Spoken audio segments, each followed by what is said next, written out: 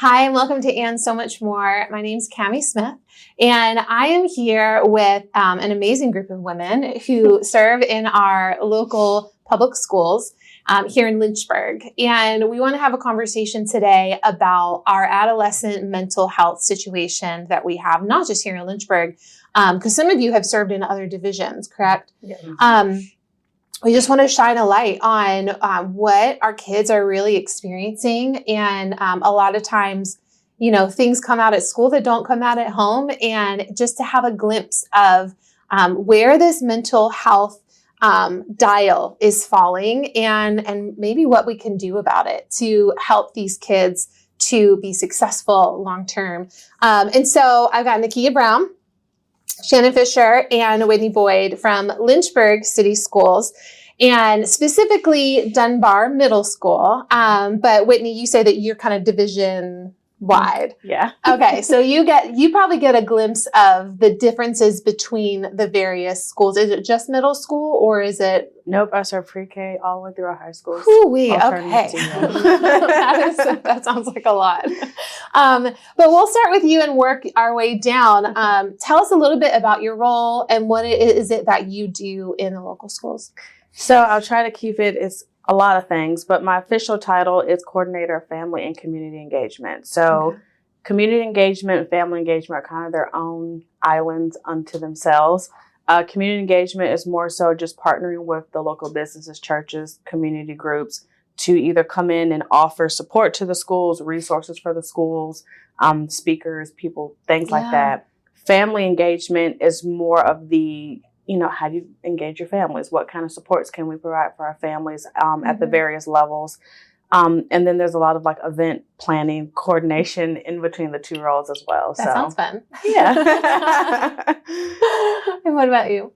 I'm Director of School Counseling at Dunbar Middle School. And so Ms. Fisher and I are there as the counselors in the department. Okay. And we really work together just similarly with breaking down how we manage all the students and things like that. But we've tried to, since we both were able to start at the same time, it actually worked out, I think, really, really well. And we've tried to build a program. It's been a little bit slow just in terms of understanding the differences and the nuances with being here in Lynchburg City, understanding the need of our students and what the implementation of a program looks like in a middle school here. Yeah. What division did you come from? I was coming from Campbell, and I was working in a combined school setting. So although I was middle school counselor there, I was able to see students from grade 6 through 12. Oh, wow. All the way through.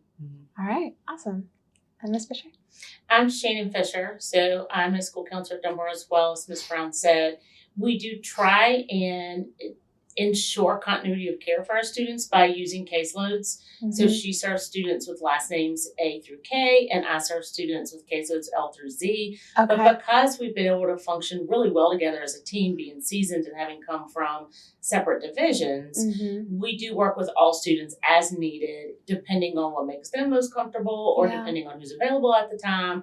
We've really, I think, done a great job being collaborative and working really well together. Okay. But I came from Bedford County schools. And during my time there, I served all three levels. I did a couple years at the elementary level. I did a year at Jefferson Forest, did a year at Liberty Middle, and 6 years at the alternative school. So I came with a little bit of everything. Yeah. Not on purpose, but during the pandemic, it created some transients in my position. So it ended up a blessing in disguise. Yeah. Well, and I bet that's helpful to have touch points with so many different age groups and seeing them come up too, because I know from my perspective, I have two kids, 11 and 13. I guess he's 14 now. I always forget, so close to birthdays. So I have two kids, and they spend so much time at school. They spend so much time, more than they do at home. Yes. And it's a lot.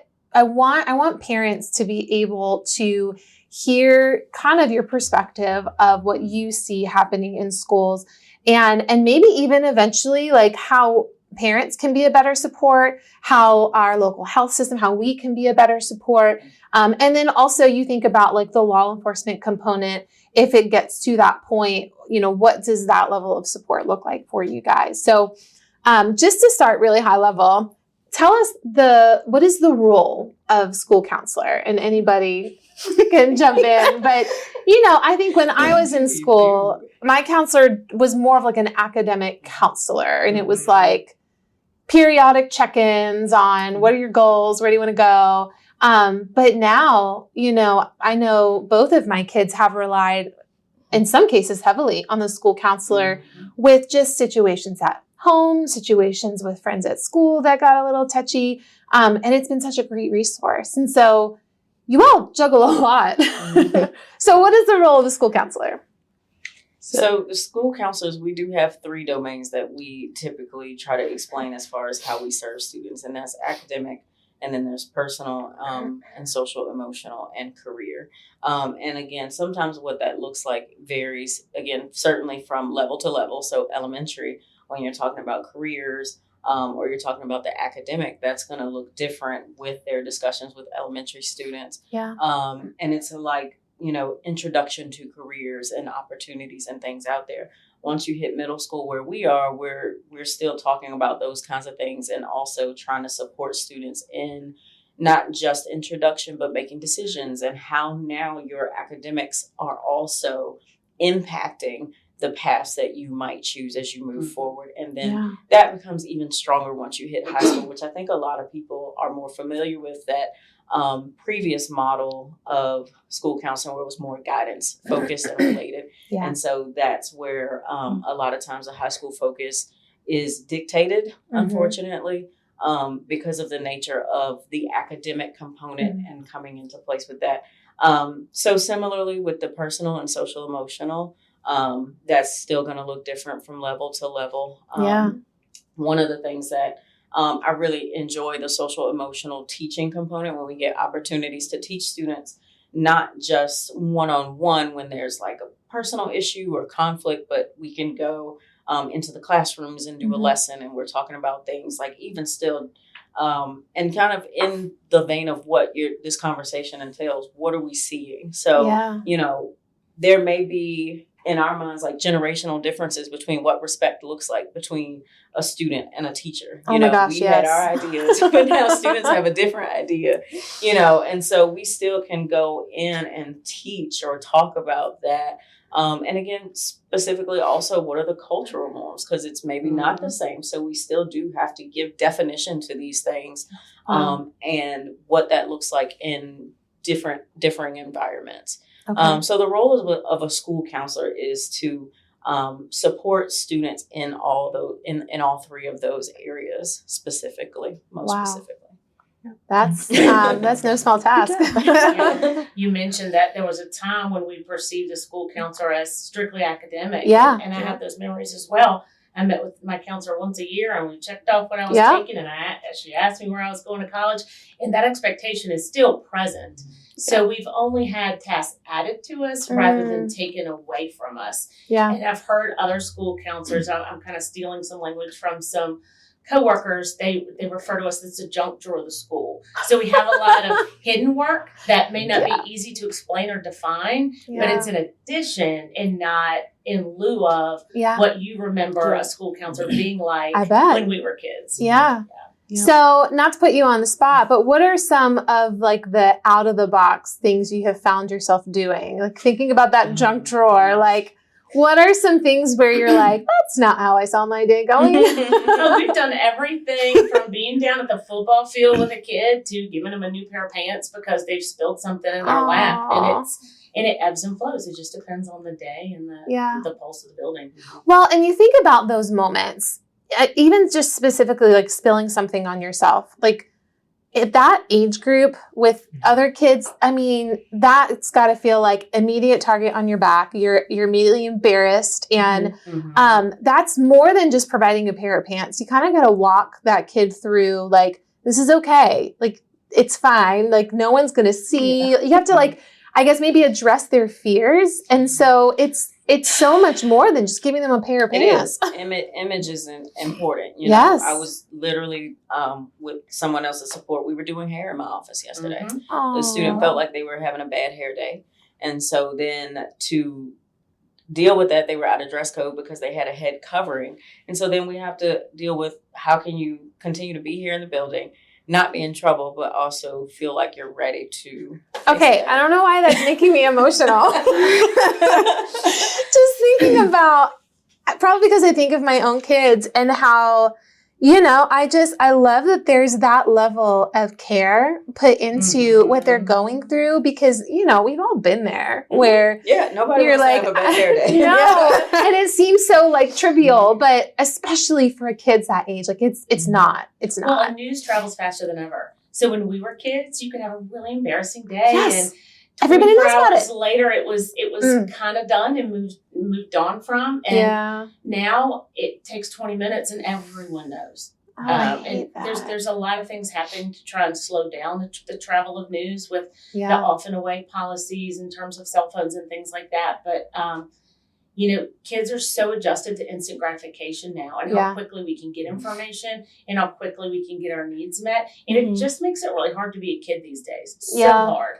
When we went home after school, we went outside and we didn't have cell phones and we didn't talk to you until the next day. And that's just not their case. Yeah. So I'm glad you brought up cell phones, because I know there is that off and away policy, and I'm sure that doesn't always happen.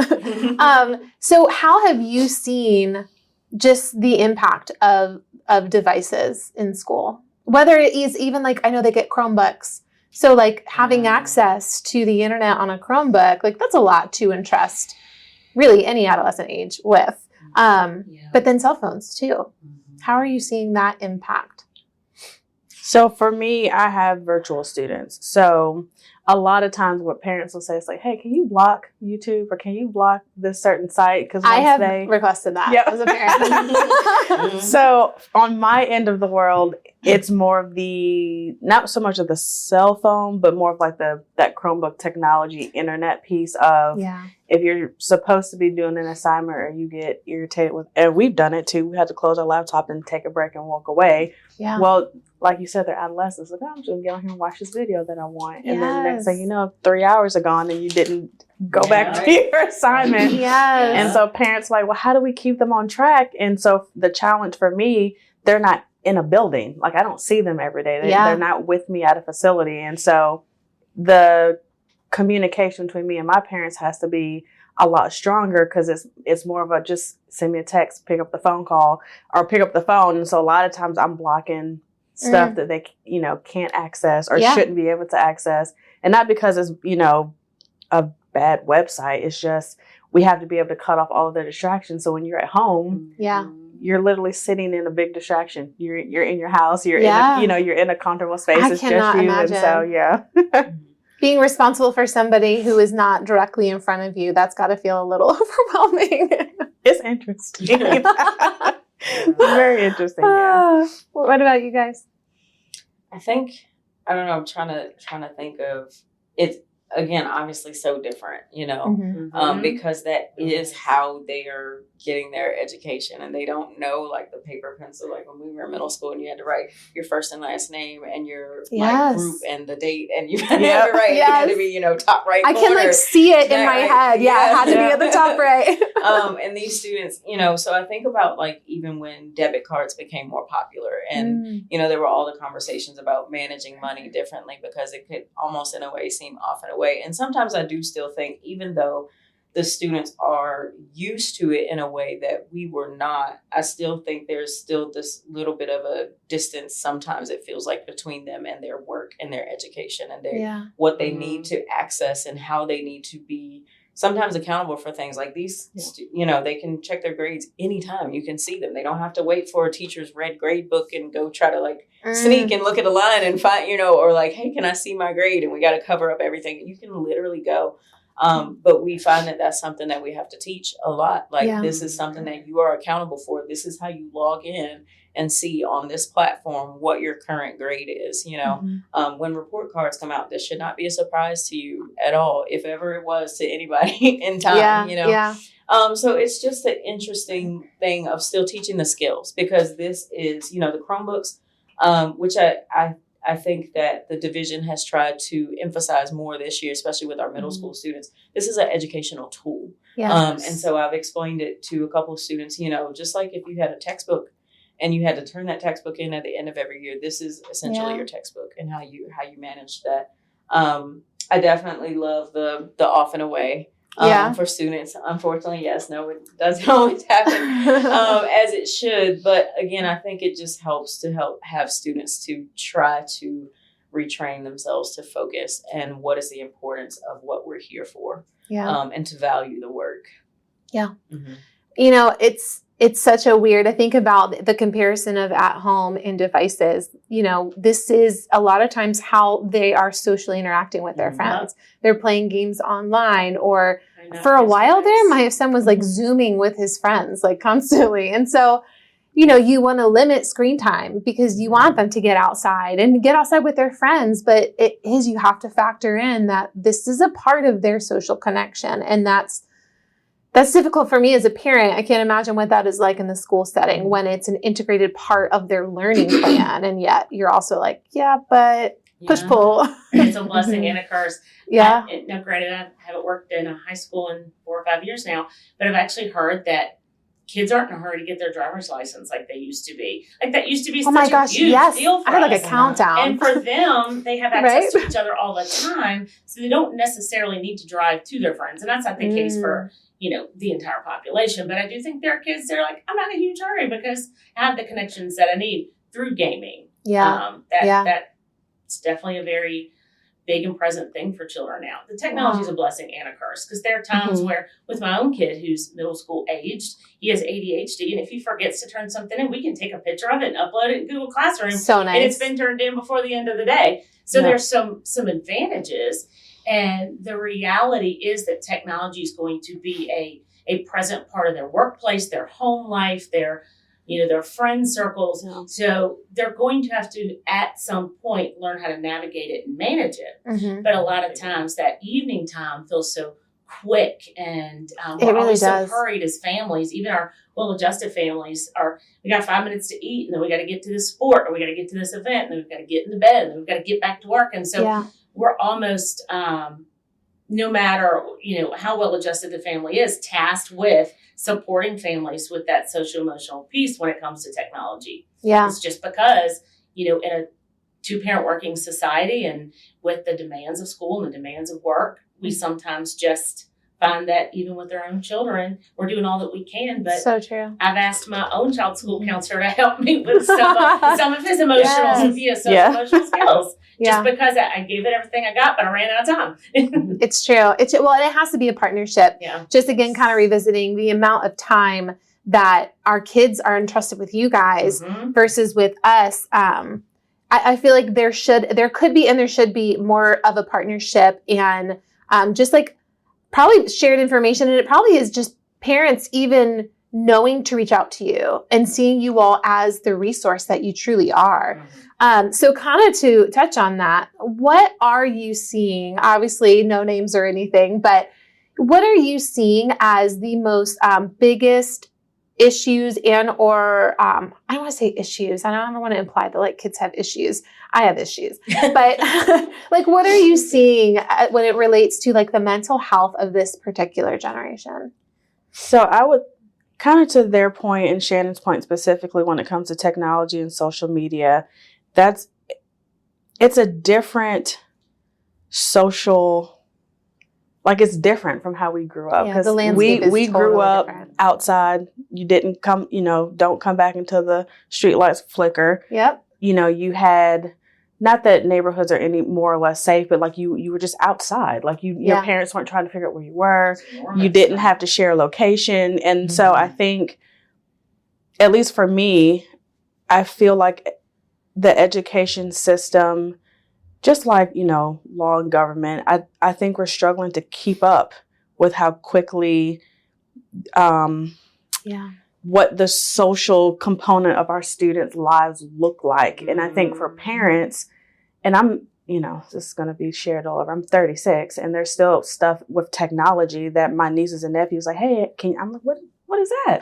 Like, I don't know what it is. And I can't, he's laughing at me. And they're like, can you help me do this? And I'm like, what are you talking about? Like, oh, it's an app. I'm like, an app for what? For what? And so imagine, our grandparents that are raising kids, or parents that are in their 50s, they don't know what they don't know. And so our students are brilliant. And I think sometimes their brilliance is their demise because they know how to go they know how to do all the backdoor stuff. And so if I don't know that you could even do this thing, I don't know what to look for to then have the conversation of like, hey, you probably shouldn't be, in a chat with 50-year-olds as a 14-year-old. Yes. Like, this is not safe. But I don't know it's happening, so I can't, because it's silent. It's not like us, you snuck out. You either, you knew the step that creaked, so you missed it. Or we do all the things, but like digital world is quiet. So if you don't know what is there, you don't know what's there. And so then you have students, when I was in Bedford County, our kids thought it was crazy. Like, wait, sharing a nude is against the law? And I was like, yes, that's an actual law that you were breaking. Oh, I didn't know that. Well, oh, wow. Yes, guys, like, go in person.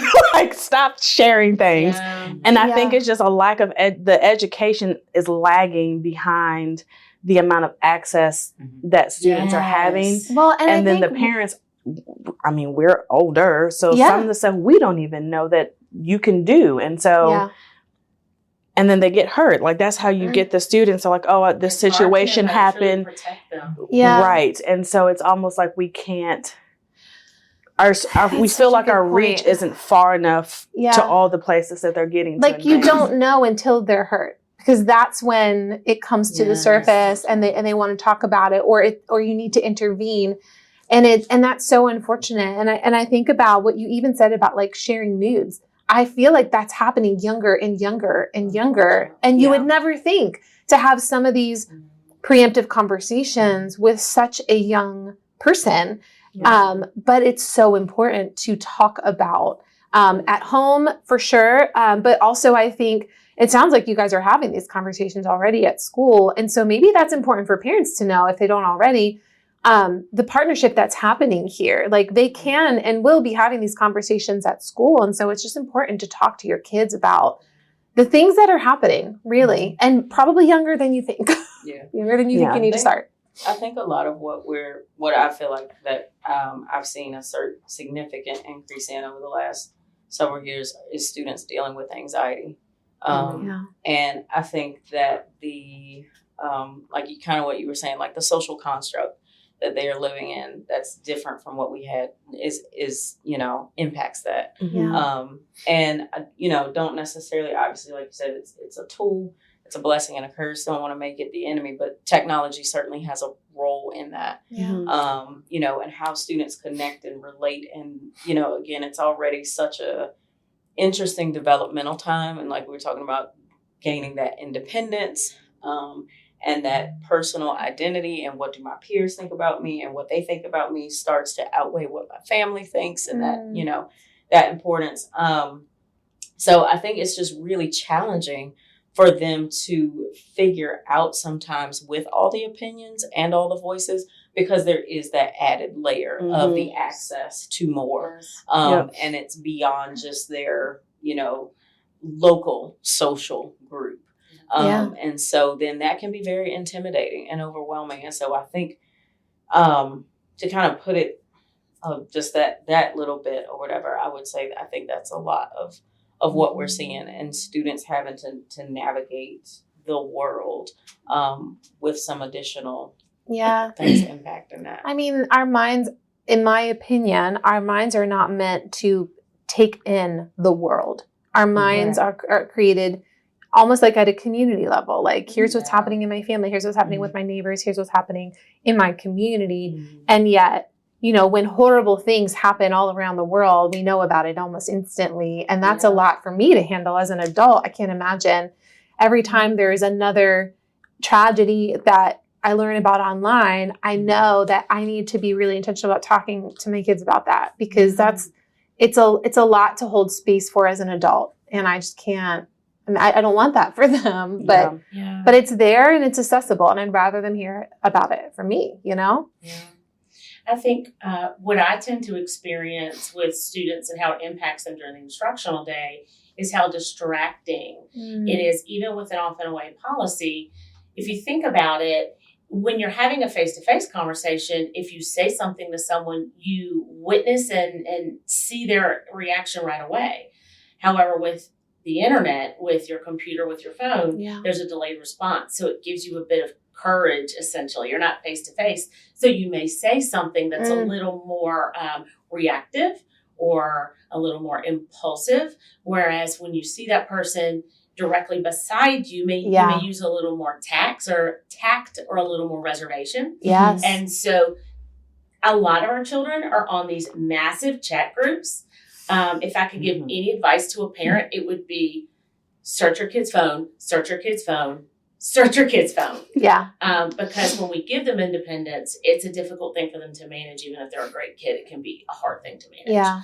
Yeah. Sports teams have chat groups because it's convenient and there's a communication element. Wow, that's true. And, a group of friends might leave someone else. This is the only kid not in the chat group. Or if there's a kid in the chat group that they don't like, they make a new chat group. And it creates this whole conflict where everybody's at home at night, not getting along, and they bring that into the next school day. So even if the off and away policy is in effect and the students are doing what they're supposed to do at school, the conversations are about, did you see what so-and-so said in the chat last night? And then that creates a huge and massive distraction in our school environment. And then managing that social situation becomes their priority rather than the content that they're supposed to be taking in that moment. And it creates educational gaps. Wow. I had not even considered that. And when you guys talk about these silent thing that's happening, like, that's just like the elephant in the room that you don't even know is in the room as the person outside of the situation. You just see the impacts and the effects on these kids. And you're like, okay, something's going on. I don't know what's going on. Yep. And I'm sure every parent, I know I have had that moment where you're like, something is going on and I don't know what, but clearly you are dealing with something. Yes. And it ends up being a domino effect because when you're preoccupied with the conversation going on in the chat group, you end up staying up a little later than you should, and then you're tired, and then you're rushing to school, and then you forget your breakfast, and then you're hungry and tired and preoccupied with the peer interaction that took place last night, and now you have to deal with that person face-to-face when you get to civics class or once you get to PE, and then everyone's talking about it, and then your best friend means well, and they go, well, I heard that, and then it kind of reignites the conversation for you, and children are living like this day after day after day. That's exhausting. And so I think sometimes, especially for us, and I can speak from experience, you kind of perceive your child as a little more grown up when they hit middle school. And so you kind of back off and you say it's time to be more independent and it's time to, be a little more responsible. But I would love to encourage parents to lean in and not step back because they're dealing with a lot and they need your support to deal with it. Yeah. We can make them more responsible, but lean in at the same time. Yeah. It's challenging, but we can do it. It is. And for those parents who are watching, like, there's so much grace. Like, we're trying to figure this out, right? And I know I could and should lean in more. And what's that? I said, I'm going to write a book one day, the parenting manual. You should. No. Oh my gosh. I would read a book that a school counselor wrote. It's going to be called. It's so difficult. And you guys are giving such good insight for those who are watching. And because I feel like we could just kind of linger here for a really long time. There's so much you guys see, but I do want to hear, the collaboration and the partnerships that you guys have. So you mentioned that there is like a security officer in school. And so what does that partnership, that extension of law enforcement look like in the schools? And how is that a partner for you? So our resource officers, we love having them in the schools. And I've seen them establish great relationships with our students, to help them be more comfortable and understand what our officers in general, like in the city, are for, how they can support the community and what they're here for. And then in building those relationships with students in school, and it's all of our students, and then sometimes those who need a little bit more support of understanding about what's going on with their choices and decisions, and again, those paths that they can take. And so because it's somebody then that they see every day and they're able to build that relationship with and have rapport, then that gives more opportunity for listening and for understanding. Yeah. And then we've even had some situations where you're trying to support a family in different various needs. It might be sometimes even like a mental health situation with a child. There have been even safety situations where having that resource officer wound up being like critical to the safety of the student. And so we welcome them and are thankful for them and their support roles in our buildings. Yeah. So how many resource officers? Is it one per school? So secondary for Lynchburg City, I believe is one per school. Okay. And at the elementary level, they're called Security officers. SSOs. School Okay. security officers. Yeah. Yeah. And I think that what's the difference? The firearm is different? I think so. Okay. Yeah. I bet that's a really good support to just kind of know that presence is just even in the building. I know for me, I think of that, the SSO at elementary school. My kids were over at Bedford Hills, and then my son was at RS Payne, and they both knew by name their resource officer and loved their resource officer. And, I'm sure in middle school and high school, that's going to change a little bit, but just knowing that, along with the partnership of a school counselor, like this is kind of like a team approach to just ensuring that there's care in the local school system. So Century is obviously a community hospital. And I think about when you guys unfortunately do have situations where you're having to either refer or lean on an emergency situation. What does that referral process look like with your local health system? So in a situation where we may be speaking to a student because either a note was written or a hunch was presented to us by a teacher, there are a lot of different ways in which a student might be referred to us, right? And so let's say we determine that this student needs to be evaluated for suicidal ideation or a plan in place to commit suicide. When we contact that parent, they're given options as to where they can go to have that evaluation done. One of them is the hospital. I do have to be transparent. I'm aware of how busy an emergency department can be. Yes. And so I will often use other community partners as an option. Yeah. If the student regularly sees a therapist, that is an option. Yeah. Or our Horizon Behavioral Health in the community is an option as well. They have a walk-in person available from 8 to 5 all the time.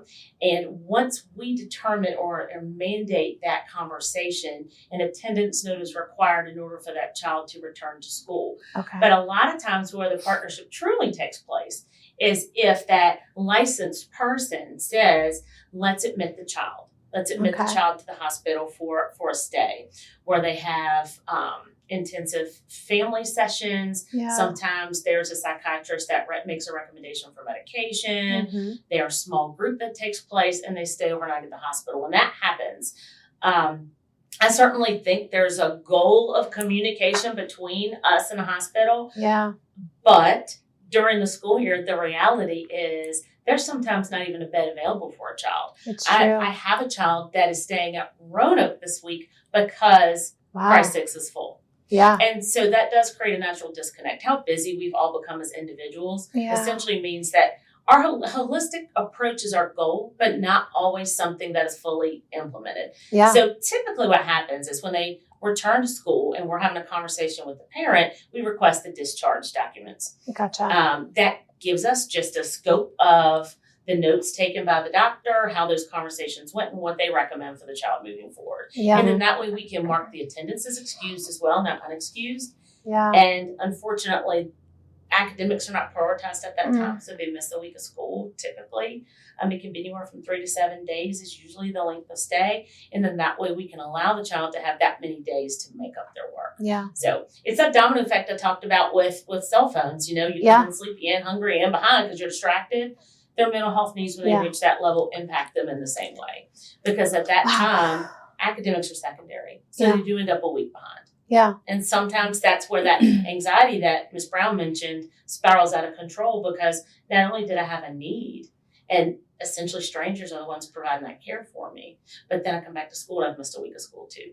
And then everybody asks me what happened and where I went. Yeah.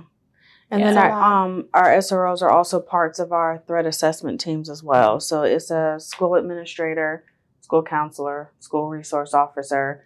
And that idea, and y'all correct me if I'm wrong, was to kind of have that village holistic team at the table. So it's all these different components to kind of cover the whole child. So everybody comes to the table when those assessments come up to kind of determine what do we do. So for any reason, a child could be at risk of harm to others. Mm-hmm. That's when that conversation takes place. They're not always privy to that information when they're simply at risk of harm to themselves. But that way we can best combat what the feelings are that child is experiencing and who could be in danger. Even if they're in danger themselves, we can best discern whether that team approach because our environment is in danger or whether it just needs to be our school counseling department doing an in-house personal conversation with the child that's struggling. It really is like a cross-community partnership because I know like Centra leans strongly and vice versa on the community partners in this area. Because, if there is someone who is providing a resource and doing it really well, like let's not duplicate the situation, let's partner. And so creating that handoff from place to place, and there's so many amazing community partners here in Lynchburg and Bedford and Southside and all the various places. And so are you seeing that number of students who are in these types of situations increase? I feel like it's almost steady right now. I wouldn't say there's not an escalation necessarily. No, okay. Not right now. As we were talking a little bit before about some things to discuss today, it's kind of weird sometimes, like feeling at this point, 2025, like 5 years out from everything shutting down and COVID and how students sort of came out and reemerged from that and the needs that were present from that. Maybe in that time frame were a little bit higher with how people were feeling and what things were going on. But again, at this point, I feel like it's just been a little bit kind of the steady, in a way, almost sort of norm of the ebbs and flows of when students are having the situations that may require a deeper conversation or an evaluation, things like that. Forgive me, I can't think of the name of the author at this time, but there's a huge push for this book called The Anxious Generation right now. I have it, yes. And, I haven't had the time to read it page to page, but I've read some of it. And what he talks about, it feels so very present in my world of work. Like Ms. Brown is essentially saying, it does feel steady right now, but that's because there's been a surge for so long. Yeah. It's been present for a while now. And it's interesting how he can connect it to the modernization of technology. I don't know if there's really truly only that. I think it is certainly multifaceted, but essentially it feels steady because kids have been sad for a long time. Yeah. Mm-hmm. Oh, I think social media and I think technology amplified it. Because to your point, all of our embarrassing moments and all of our things took place in isolation to a degree. Now it's almost permanent. It's permanent, but the impact radiates so much. It's almost like everyone feels like they have their own individual little like reality show. Like if something were to happen to me and I post it, everybody, like it's not just, just my 6 friends know. Great. Nope. The school knows. Lynchburg City knows, like whoever my platform is connected to. So some kid in California, it's like, there's a kid in Lynchburg City School that, so it almost magnifies just the normal development of children. And I think that also is one of the reasons why the education with the students, but with the parents, it's like, you want your kid to be more independent, but I don't think middle schoolers developmentally cannot handle what social media is. Yeah. And to your point, our brains aren't meant to take in all of the world's information simultaneously. So imagine you spilling a stain on your pants, but now thousands of people know that it happened versus just a couple. Yeah. Or you posted a video because you really liked your cool TikTok dance, but now thousands of people are like, well, that was dumb. And so it just amplifies the problem. Yeah. And I don't know if there's what do you do? Our children are feeling. Yeah. Like when you hear celebrities in interviews talk about the limelight and how it, it comes with the good and the bad. Children are experiencing that feeling because so much can spread so quickly. Yeah. It's a lot. These kids need a lot of support. And thank you guys for doing the work that you do. I mean, I think this conversation has been encouraging for me. Definitely enlightening, because there are some things that we don't realize our kids are walking through. And so I hope as people are watching this, it's just almost like an open awareness for the partnership that is available with your school counselor and the care. We call it a care team when there's like multiple people on you as a patient who can speak to your care. And you guys kind of have that similar approach. You have like this care team approach for these kids. And so that support is available and it's out there. So we're going to continue this conversation in a part 2 with some of our mental health counselors here at Centra to just kind of hear from a clinical side of things, because this is the reality of what kids are dealing with right now. And, maybe it varies from city to city, from state to state, but I think at the heart of it, it's probably it's very similar. Especially since they're connected from city to city and state to state now. So thank you all for joining us. Thanks, and of course. And thank you guys for joining us, and stay tuned for part 2.